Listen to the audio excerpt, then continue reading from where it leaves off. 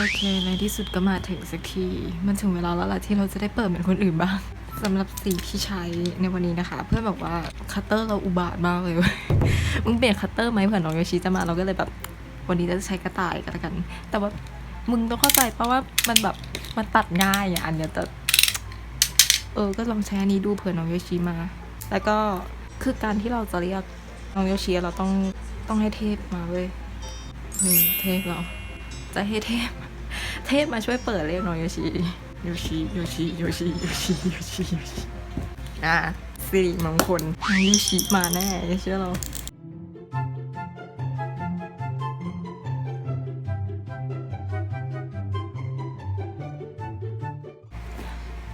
ท่านเทพค่ะ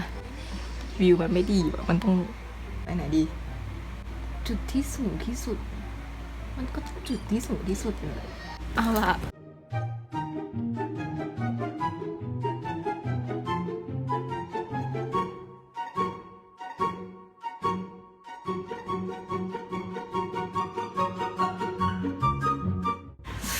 โยชิปู่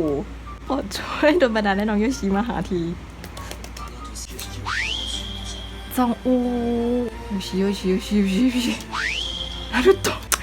ปู่ในสี่เบนเนี้ยมีโยชิไหมมีไหมเนี่ยเตยองเฮ้ย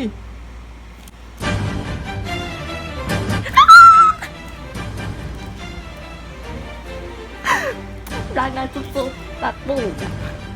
ซอกจอนโอเคขอแกะอันนี้ก่อนเขาสั่งมา4 อันนะคะ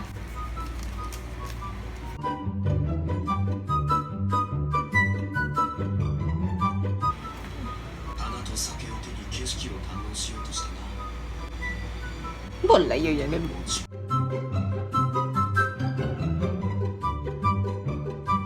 โอเค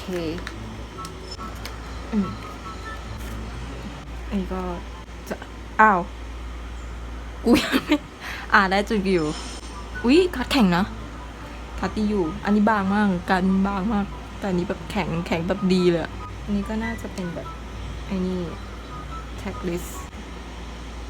อาซาฮิจุนโอเคโยชินะโย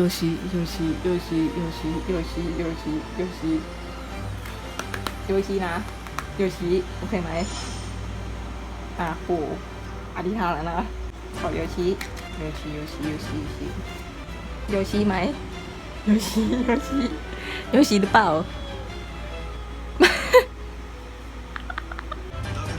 ยูนิตโยชิไหมอย่าเพิ่งบ่นโยชิไหม yes ทำซ้ำอีกแล้วเพียนปู่กล่องนี้ขอโยชิปะปู่ไม่เหมือนว่ะ Hello where you been all my life ปู่หลอกกูอะโยชิไหมใช่ไหมมองหน้าเฮ้ยน่ารัก Hello where you been all my life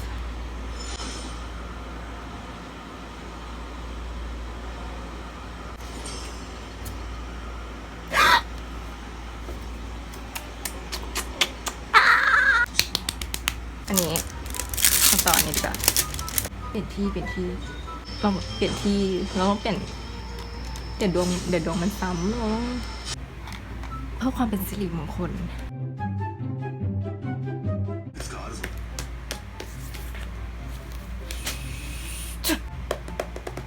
อันนี้นะโยชิแสดงว่ารับเรื่องใครอ่ะแต่อันนี้ยูนิตโยชิอันนี้จีฮุนโยชิฮัลโหลโตโยชิจีฮุนพี่สมองจริงโยชิออกซอเห็นฉันนะโยชิค่ะโยชินะ อันนี้ขอเป็นโยชินะรับเรื่องอันนี้คือรับเรื่องอันนี้โพสรวมก็เป็นเวอร์โยชิอันนี้ก็ได้โยชิขอเป็นโยชินะโยชิฮัลโหลโยชิโยชิรับพลัง1 2 3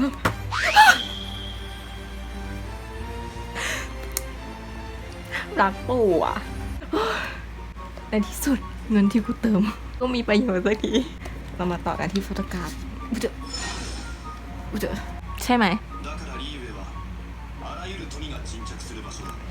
2 3อันยังอีกแล้วยาระบุน รับ รับหนึ่ง 1 รับสอง รับ 2 อันนี้รับเรื่องอันนี้คือการรับเรื่องโอเค1 2 3จีฮุนด้วย1 2 3เจียงอีกกล่องหนึ่ง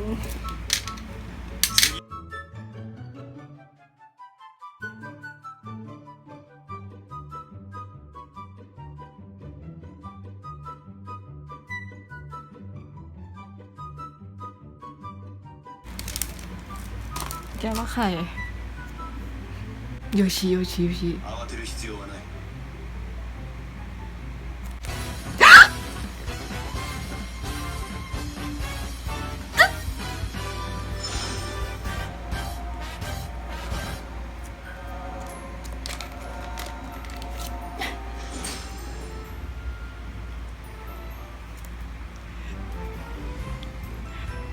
See that? You see that? จงลี Make me rich จงลี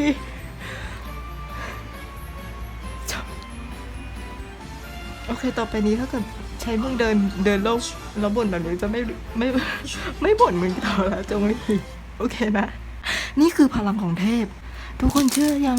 ว่านี่คือพลังของเทพ อันนี้ก็โตเกียวก็ไม่มีแบบไม่มีใบที่ดักยากเป็นพิเศษกับอันนี้นะคะอุ้ยหล่อมากเลยอะลูกแม่กราบท่านเทพ